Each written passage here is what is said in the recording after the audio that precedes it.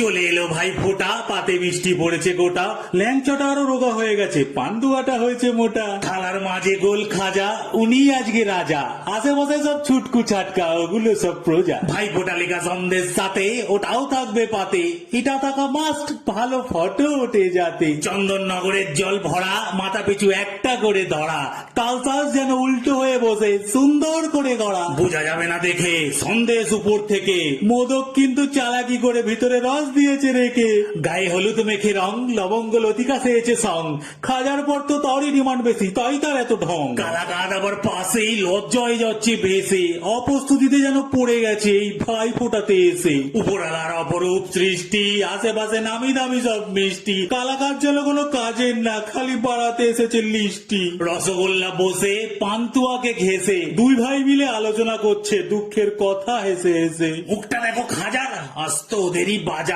তবে ডাল ভাত আর বিরিয়ানির মধ্যে পার্থক্যটা বেশ মজার। ওরা তো একদিনের ভোজ, তারপর কেউ নেবে না খোঁজ, আমরা তো 12 মাসই প্লেটে পড়তে থাকবো রোজ। বেচারা মিষ্টির দোকানে বসে গুজিয়া ভাবে অবশেষে, হে ভগবান সামনে জন্মে আমাকে পাঠিও খাজার বেশে।